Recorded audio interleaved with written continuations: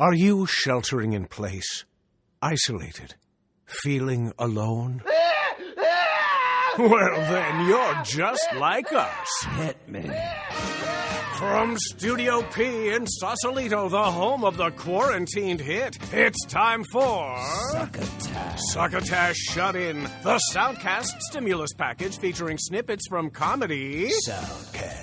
And now, here's your host for this episode, Mark. Hello, dear listener. I'm Mark Hershon, your every other weekly host of this show, and happy to be back. Last week, co-host Tyson Sainer was in the hot seat with Succotash Shut In Epi241, favoring your pearly shell-like ears with clips from such audio wonderments as What Had Happened Was, Oprah's Masterclass, and the Al Franken Podcast.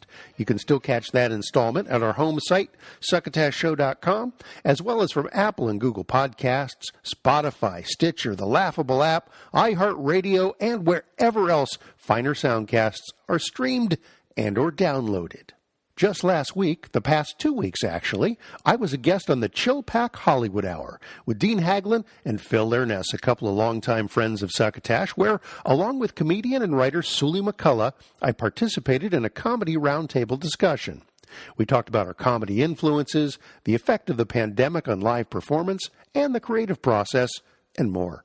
Check it out when you can at their home site, chillpackhollywood.com, or wherever you grab your favorite soundcasts. Back in July, I did an episode focusing on some soundcasts from Down Under that I called Doing It Down Under with Jason McNamara, and I tapped our old friend Jabs to find me a quartet of soundcasts from Australia and New Zealand. For this installment, Epi241, entitled Crossin the Pond, I leaned on another friend of the show, George Grimwood, to load us up with a 4-pack of shows from England, and he came through with flying colors. It's not like we don't occasionally feature British comedy soundcasts. We recently clipped From the Oast House with Alan Partridge and Strange Times with our friend Davian Dent.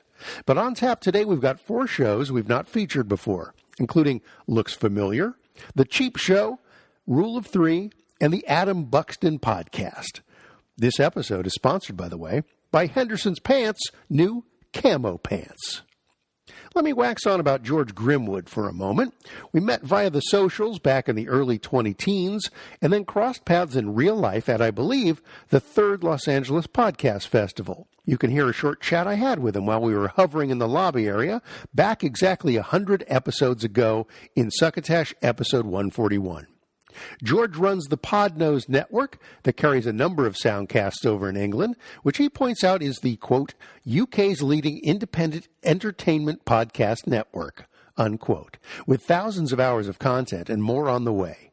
He himself is rebooting the show he hosts called The Talk Show, no relation to Succotash, the Comedy Soundcast Soundcast, in which he analyzes classic and not-so-classic episodes of late-night talk shows, including Johnny Carson, David Letterman, Conan O'Brien, and more. So George not only suggested the shows we're clipping today, I actually harvested them myself, thank you, but gave me little blurbs about each show that's a tremendous help. Thank you, George. Without further ado, let's get into this collection of English clips. Do you think they call snippets crisps over there? Anyway, our first show, Looks Unfamiliar, features journalist and writer Tim Worthington speaking with a guest about lost nostalgia, aspects of pop culture that have been discarded and forgotten in time, but often remembered fondly or with fear by the guest. Our clip is from recent episode 73 with director Matt Lee, and they're talking about this service that used to exist called Dial-A-Song, where you could call a number on your phone and then hear new music played over the phone line. Okay, well, we're moving on now to a band who tried a slightly different kind of interactivity. We're going to introduce them with a clip that I remember actually watching go out. Not only that, I was that obsessed with this band, which we'll come back to in a minute, that I recorded this for many years afterwards. I had this on video, and I'm really pleased to be able to include it here. It's just a regular phone machine with songs of ours. Well, why did that start? Well, it initially started because we had a series of accidents. John had his apartment broken into and his gear was stolen, and I had broke my wrist in a bike accident, so we couldn't perform, and we had to get our music out to the people somehow. We believe you, but we're going to demonstrate this right now, because I have brought the little phone in, so go on, do you want to dial the number on there? Through the magic of cellular phones here, Now, this number is available in all your albums. Yes, it's the special secret buy the album and get the number free. Yes, exactly. I like it. Okay, you press send there as well. Okay. Typical BBC. This is my phone they're using. Too bad it's being culturally suppressed by the BBC. Brooklyn's Ambassadors of Love, They Might Be Giants, performing their very first song on their very first demo, Now That I Have Everything. The mirror on the wall won't talk to me at all. That's good. Okay, that was They Might Be Giants, John and John, being interviewed on BBC One's The 8:15 from Manchester. Matt, why have I put that here? I remember this episode like you do, and I think what I remember the most about it was that there was this part where they have this thing called the dial-a-song service, where you would call a number, overseas number, for sure in the United States, and you could hear one person at a time could be connected to this answer machine, and you could hear these very lo-fi renditions of their songs over the phone, which just seems like the most awesome thing in the world at the time I saw that go out in like 1990, I think it was. Yeah, and it was pretty soon after they'd come to any kind of public attention at all, really, because they were very much they were a band that I was aware existed. Not even John Peel played them, really. Janice Long did. And possibly Mark Goodyear when he started. Actually, they might have slightly predated the evening session. But Birdhouse and Your Soul seemed to come out of nowhere in the first couple of weeks of 1990. And it's interesting what then happened with them, because I remember I heard that I can't even remember who played it, but I heard it on Radio 1 on a Saturday morning, and I went into town that day to buy it from our price. And I remember sitting in McDonald's afterwards, like looking at this record thinking, oh, I wonder what Hot Cha, the B-side, sounds like. And there were actually some girls sat on the same table were saying, what's that record? And I said what it was. One of them said, how come I've never heard of them in the charts? Which is a fair question, really. But, I got it home. I loved it. I thought Hot Cha was a bit weird, but I still quite liked it. I then got Flood, the album, which I loved, but I immediately knew when I heard it that there was all this promotional weight behind them, and it wasn't an album that was going to sell to the sort of people who like that one stray hit. And that's been pretty much their career ever since, I think. A huge PR machine swinging in behind when they occasionally write something really chart-friendly, and the rest of it is just too weird for the general public. Well, I mean, Flood is their first album on a major label. So they had two before that. And then they have a couple of major label albums, and then around 1996, 97, they kind of leave major labels again and go back to kind of independent stuff. They are predominantly known, I guess, to the general public for a few songs, Birdhouse and Your Soul being one of them, Boss of Me, which uses the theme tune to Malcolm in the Middle. A couple of videos were made by the guys who did Tiny Toon Adventures, and they did a couple of videos to Particle Man, and I forget the other one, but there's a couple of like Tiny Toons videos that were like, the thing about those guys is they've never really stopped doing anything. They're still doing stuff now, and they've kind of fallen into a nice format, I think, where they kind of produce a kid's album, and then an adult album, and then they tour, and then they release some bits online, and they kind of repeat that cycle over and over again. That dial-a-song thing is what really caught me. The catchphrase was, free when you call from work, which is... certainly, John Flansburgh has a very, anti-work, anti-boss kind of theme for a lot of their songs. Minimum Wage is on that album. I mean, it's just like a sound of a whip being cracked, and so, it's telling, I guess, that it's free when you call from work is a pretty cool slogan, that I have to say. Well, minimum wage is one of the two things I've always used when, if you're at, say, a boring business function or something, feeling a bit out of place, and you're thinking, is anyone here on my wavelength? One of the things is to shout never ever and see if somebody says bloody anything ever. The other is to shout minimum wage and see if somebody says yee-haw. Looks Unfamiliar is just one of the shows George carries on his Podnose Network, and you can grab it from most of the Internet Soundcast purveyors as well. The Cheap Show is a soundcast featuring Paul Gannon and Eli Silverman searching for bizarre treasures one might find in the Poundlands, which is a chain of British variety stores. I think it must be sort of like our dollar stores here in the U.S., as well as bargain bins and charity shops, often culminating in some very unusual discoveries and hilarious segments. Our clip has the two lads reading a submission from a listener about a very strange find. Spoiler alert, it's a turd. One morning, about 8 a.m., we all turned up for work, ready to move the delivery out the back and start unpacking it. Right. However, upon opening the door into the shop, we were not only greeted by about 7 kgs of stock, but also the overwhelming stench of human waste. Oh dear, hang on. Wait, the shop's closed up? Yeah. But there's a smell of shit? Well, they're delivered. They delivered shit? Well, we don't know, but the smell of it is there along with the cages full of stock. Right. It didn't take us long to find the source of the odour. Underneath the sports bag display, which was by the front doors, we found a T-shirt lying on the floor, all rolled up. Hang on. Okay, so they've come in. There are boxes. The smell of shit, and they followed their nose like sniffer dogs. Well, you would if it's really bad. To a rolled up T-shirt. It's like a nightmare, isn't it? Oh, yeah. It really is like a nightmare. It's like the ending of Seven, but with a shit in a T-shirt. What's in the T-shirt? What's in the T-shirt? Okay. This was weird, as the shop was tidied the night before. As always, and anything found on the floor was hung back up where it belonged. Right. So they tidy up, yeah. As one of my colleagues stupidly picked up the shirt, it unrolled, and out fell a solid and slightly crusty shit. Oh, God! That's good, better than, diarrhea. What, like the slurry? You can imagine it unrolling it, and if there was wet enough, it would flick off towards people, wouldn't it? It's like that scene from Trainspotting. Do you know what I mean? Oh. That's exactly what I was thinking of. Thank you. Right. So instead, it kind of rolled out in a quite presentable manner. I take it all back, Stuart. I love the build-up. And it was quite surprising that it was slightly crusty and in one bit. Which means, solid diet. This beast must have been a good 8 to 10 inches in length.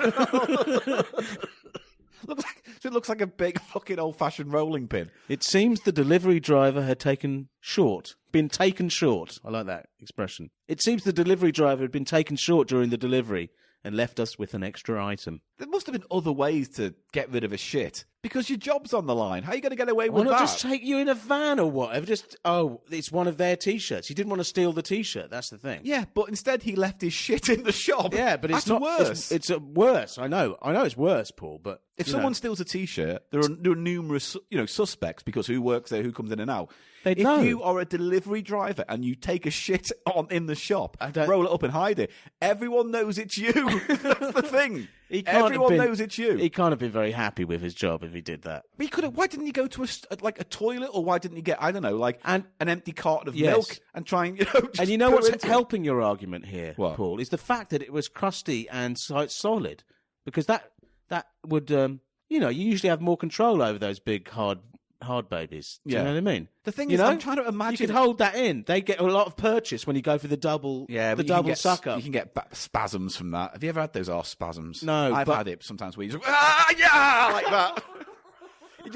If it had been a load of messy liquid, then you can sort of think, well, he was unwell. Do you see what I mean? He was sick. But you still take the T-shirt with you, right? You're stealing not leave it on the then shop. You're stealing. But again, if you steal a T-shirt, what's a worse crime in the eyes of the law, Paul? Lord.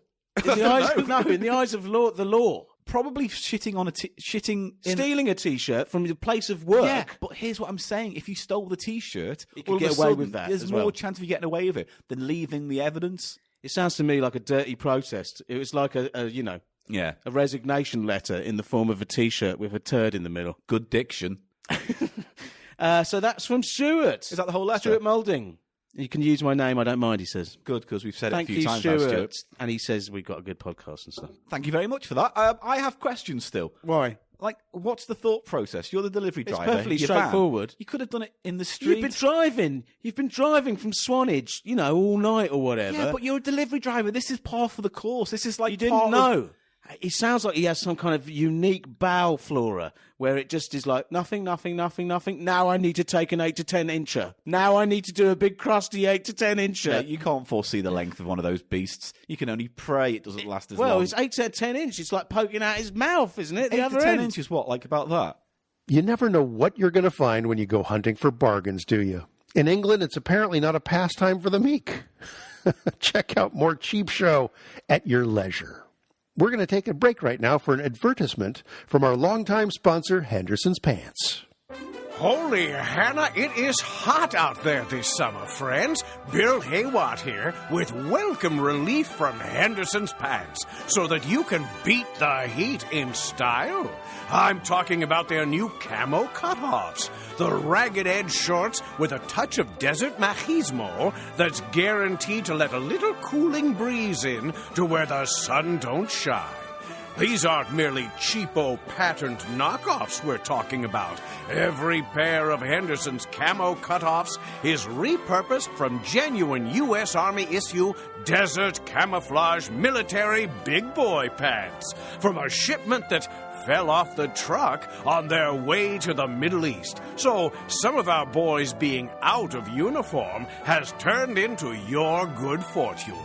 Once Henderson's Pants got their mitts on these pants, they called in some paramilitary advisors, gave the entire shipment a thorough blackwater rinse, and started snipping away. Henderson's has donated all of those cut-off pants legs to the Sleeves for the Homeless Foundation, so that you lucky duck, can snap up Henderson's camo cut-offs for a veritable song. Originally designed for the French Foreign Legion, Steamfitters Union Local 23, and Staff Sergeant Daisy Dukes, Henderson's camo cutoffs can be found hanging on cyclone fences around military bases anywhere U.S. servicemen are bivouacked. With an emphasis on the whacked. That's Henderson's, maker of Shorty McShort shorts since 1993. And now, despite all efforts to the contrary, we return you to Succotash. Thank you, Bill Haywatt, and welcome back. This next Soundcast, Rule of Three, was the winner of the Best Arts and Culture Division at last year's British Podcast Awards, and then promptly went on hiatus. But comedy writers Jason Hazley and Joel Morris are coming back for more, according to our man George. And good thing, too, this is a super show. The hosts talk to comedians about something funny that they love. Guest pick whatever it is that makes them laugh. A book, a film, a TV show, a comic, a radio show, anything. And then the hosts and the guest dig in deep. Our clip features a guest that I wish was a friend of Succotash, Eddie Izzard. He's funny and smart, and the thing he picked to highlight on the show was John Lithgow, specifically from his appearance on TV's Third Rock from the Sun. I'm just going to talk about John Lithgow because, well, there's another thing. Yeah. Because this is central. They built it for him. They built Third Rock from the Sun for John Lithgow. And when I was 7, I wanted to act. And then I liked comedy. I didn't know you could specialize in it. Then I thought, as time went on, I wasn't getting any roles. And I discovered Python. I thought, well, let's forget, and puberty. And I just thought, I'm not playing football anymore because I'm at the wrong school that doesn't play it. So I'm not being invited to the party, and I'm not the tall, handsome guy, because I am if you might think I'm transgender, but I'm a wannabe lesbian, so I was still fancying girls, but it just wasn't working. And so I thought, I'll just do comedy, I won't do drama. But drama was my first love. And but I noticed, I thought, well, can I do drama? Because in 1993, I got a separate dramatic agent. So I have a comedy agent and a dramatic agent. So I separated this out and said, I'm only going for dramas. But I worked out that if you get really hit in comedy, because I was trying to hold back, my comedy career was taking off like this rocket. And I was saying, all right, suppress the rocket, slow it down, so it can come down from Mach 3 to Mach 2, Mach 1. Just get it bubbling up, simmering up. But then let's get the drama going. And I was going to bring up this second thing, which doesn't really fit together, drama or comedy. And I've noticed that if you really hit in comedy, people are very reluctant to you to go over to drama. But if you hit in drama first, John Lithgow, and then you do comedy, say, wow, sense of humor, Gene Hackman in Young Frankenstein. Yep. Wow, he's really funny. And I think that's the only funny thing I thought seen Gene Hackman do. But it was really funny when he was the blind man. Yeah. So, and he does it again in Tenenbaums, and everyone's forgotten he's brilliant. Yes. Absolutely, you're absolutely right. So that was part of my thinking, and then John Lithgow proved it. As many intelligent people know, aliens are all around us. This is the story of a band of 4 such explorers. In order to blend in, they have assumed human form. This is the High Commander. He has assembled an elite team of experts, a decorated military officer, a seasoned intelligence specialist, and, well, they had an extra seat. I mean, he's hysterically funny. It is weird that they built it for him. I'm not sure what they must have seen him do beforehand. But he is so real in his drama, because the essence of both of them, because I've compared them both now, and the essence of good drama is to be truthful. The first rule of drama is to be truthful, and the first rule of comedy is to be funny.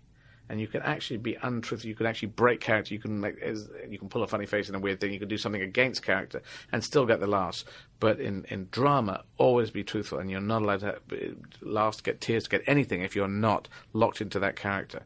But he came from one and did the other, and has gone back to the drama. I'm not sure if they're giving him comedies now, but it's he's got a theatrical background. He's got the bearing and a film background, a huge film background. But he's got the bearing of like a big actor, like a serious, the way that sort of the theatrical knights have over here, the McKellans and the Stewarts and things. And he's got this thing, and they've put him into... He was offered Frasier, I think, originally in Cheers. Right. And turned it down. Yeah. He said, I don't want to do a comedy. And then having missed out on it, and probably, I imagine, having seen Cheers and gone, oh, this is a very, very good blue chip, nice comedy. And no, I don't think it was. Well, I know wanted to come into... They tricked him. They said, we're going to build this round you. Maybe playing they tricked him into a meeting. You can get it. If you go online and put in John Lithgow, tricked in meeting into doing Third Rock from the Sun. I never wanted to do an episodic sitcom. Bonnie and Terry Turner, this husband and wife comedy writing team who created Third Rock, they had been on the writing staff of Saturday Night Live 2 of the 3 times I was a guest host in the 1980s. So they wrote comic review material that I performed, and they saw me as a comic. And they became very good friends. My agent called me one day and said, your friends from New York, Bonnie and Terry Turner, want to have breakfast with you. And I thought, great, I'd love to see them. So I went off thinking this was a social engagement. And there were Bonnie and Terry and Carsey and Werner and Karen Mandabach, all these big shot Hollywood television producers at the Four Seasons in Beverly Hills. And I thought, oh my God, I've been ambushed. This is a pitch. And he is sublime in it. It is amazing. You'd think there'd be a few episodes, or there'd be certain amounts of inventiveness. And I don't know if it was all scripted. I feel that about half of it or a third of it is coming out of him, and a deal of it is scripted. But they also write to, I know that they write to his strengths. They write to his strengths. But he could just do anything. Oh, I got you a birthday card. Happy birthday, you look like $1 million. Oh, old and wrinkled. What kind of a cruel hoax is this?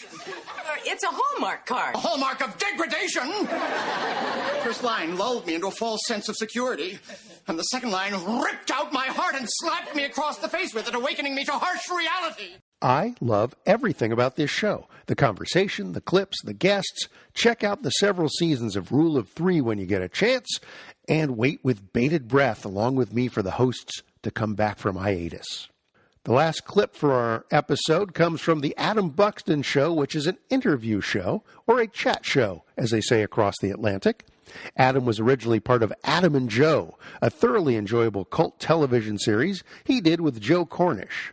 They then became radio personas, and while Joe has been busy directing films, Adam has been podcasting, and writing too. He just recently released a memoir entitled Ramble Book. Our last clip features Adam's ramble with Canadian comedian Tony Law, where they share their experiences of being a stranger in a strange land, Disneyland. Did you like Disneyland? How old were you when you first went to Disneyland, when you went on that 20,000 Leagues ride? 8. Oh, perfect. So did it seem amazing and magical to you, the whole place? Yeah, it seemed everything was amazing, yeah. And I wasn't old enough to go on Space Mountain yet. Oh, yeah. That left me thinking, wow, there's more? We're farm people. I grew up on a farm, so it's the first time I ever got lost from my parents. I hadn't seen them for hours, but I didn't care because, I was 8. It was like having a great time. But I lost them for a couple hours, and it was dark. So I just took myself off to the Hall of Presidents and and sat in there. And that's where my brother found me. He said, I figured you'd be in here. What was it like? Me and my sister used to, I should say that we were lucky enough to go to Disneyland many times when we were young, because my dad was a travel journalist and he loved America, and he would take us to the States with him, and we would always end our trips around the States by going to California, which was where my aunt and uncle lived. And so we'd go to Disneyland. And it was we absolutely loved it. It was like being in a film. This was in the 70s when life in the UK was just impenetrably grey and boring, and everything shut down on Sundays, and it was just so turgid and dull. And as far as I was concerned, the most wonderful thing you could be was American. I mean, for a young person listening now, they might think, like, what? But back in those days, English people loved America. America was just great, and Americans were so cool and funny, and it was like permanent sunshine, and the way they spoke was it was like being in a movie, And so me and my sister were obsessed with Disneyland, and we had a poster, a big map of the whole park, and we put it up on our bedroom wall at home, and we'd go through and we would study each ride. They were all numbered and listed at the bottom of the poster, and we'd tick all the ones that we'd been on, and we'd circle the ones that we wanted to go on. But the one that we never, ever even thought about looking at was the Hall of Presidents. What was the Hall of Presidents? Really? Yeah, that's how they get out their propaganda, I guess. You go sit in there, and one president, animatronic president gets up, and he does one of the speeches he's famous for, and then another one gets up. It's all capped off with a rousing speech from Abe Lincoln. Okay. Fourscore, but they didn't go with the Daniel Day-Lewis. You know, he made him real high pitched. Yeah. No, they went with the deep one, fourscore, and yeah, I just loved all that. I was into history back then. Uh-huh. I used to watch cartoons before school. It was probably the same in England. We had 2 channels, and every morning at about 6 a.m., Professor Kitzel came on. That was about time travel, and then the next cartoon was Max the 2,000-Year-Old Mouse. So that just hooked me in right from early doors. It sounds like you're just making up TV shows. And we had no books in our house, like none, except for we had the 1967 Encyclopedia Britannica collection, A through Z. We had them all. We even had some extras on there. So I used to pull those out because I like the smell of them. And I'd get them out, smell them for a while, and then just dive in. So I have a pretty good knowledge of history right up to 1967 that I've carried with me.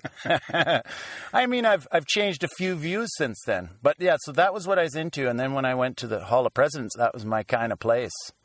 As my brother finally clicked, oh yeah, he'll be in there doing all the talking book stuff. The Adam Buxton Show is another one I'm going to add to my regular rotation. Very engaging.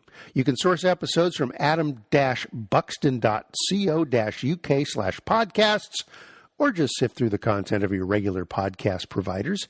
It's probably there.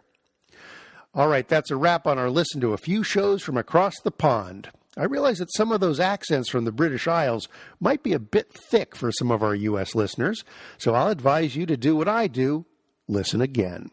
It's the King's English, people. You're bound to pick it up. Thanks once again to George Grimwood of the Podnose Network for pointing out the shows we featured today.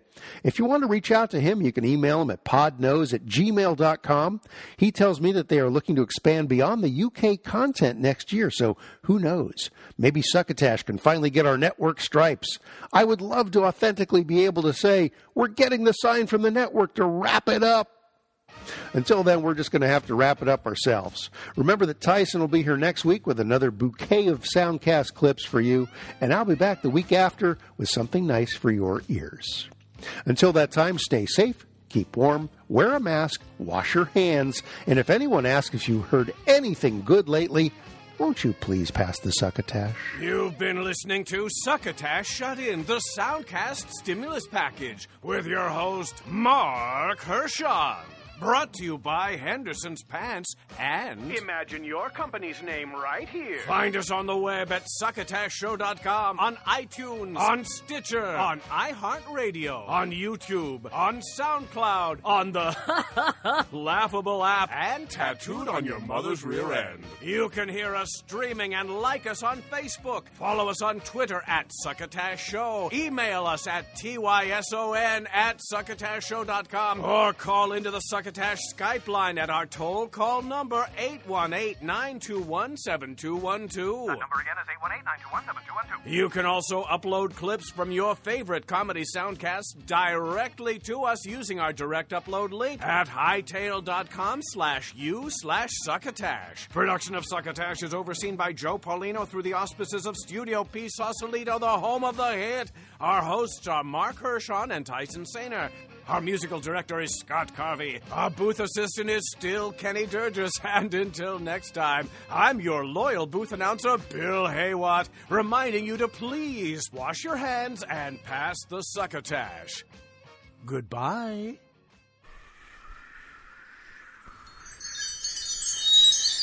This has been a Succotash Patch production.